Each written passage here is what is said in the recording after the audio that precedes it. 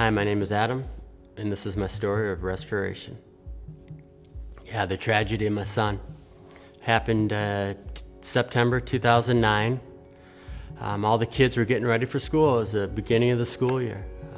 Max was going into third grade, Tatum going into first grade, and Alex was starting preschool.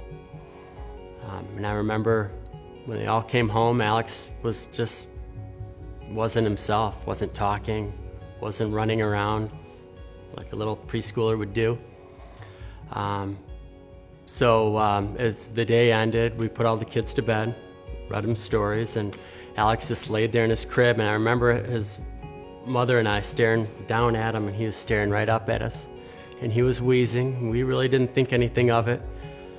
But the next morning, his mother and I were laying there. His brother, Max, who shared a room with him, came in and said, "Mom, Alex is sleeping with his eyes open." And I was still kind of laying there in a daze.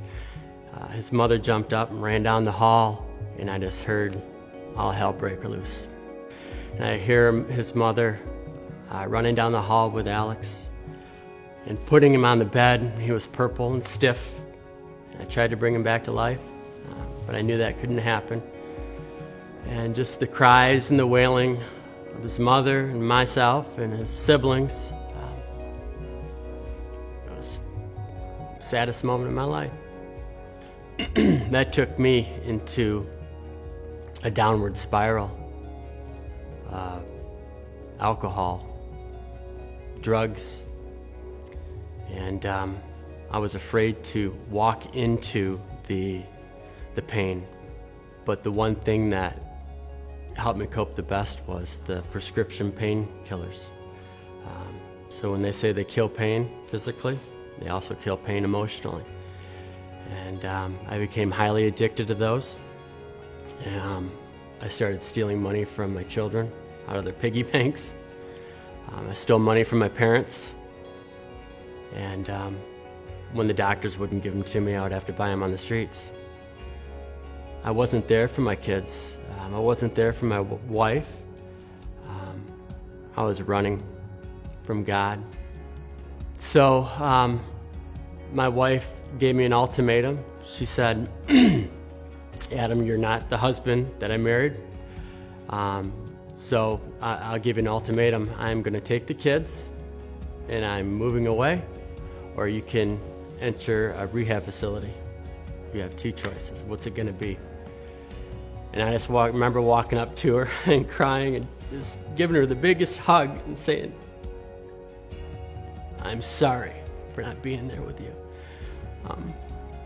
So I ended up going into Life Challenge Ministries in Detroit, which is a discipleship program, a yearly year institution, and it was the best decision I ever made. They helped me die to self, they helped me discipline my life, and they helped me find hope, and that hope was in Jesus Christ, in His saving grace. And I stopped being a victim that I was for so long, and I became a victor. My fresh start with Christ was moving back home with the family and finding out about a week or two from moving back home, on top of the world, saved, born again, living life differently. My wife told me she wanted to divorce me. She said, "Adam, I believe that this is time to tell you this isn't the person I married. This quote-unquote saved person isn't who I want to be married to." But once again, instead of feeling like a victim, I knew that if God got me through this loss of Alex, I knew that He could get me through this divorce. I had tools. God equipped me with helping addicts get through addiction, helping alcoholics get through their alcoholism. God equipped me with getting and helping people through their divorces. He also equipped me with helping parents deal with the loss of their children. I'm experiencing restoration today by having both of my children living with me.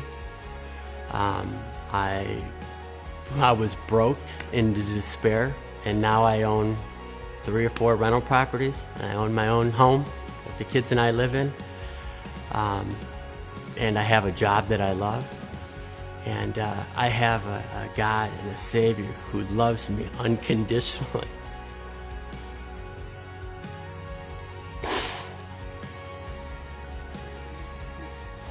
So, I say no more.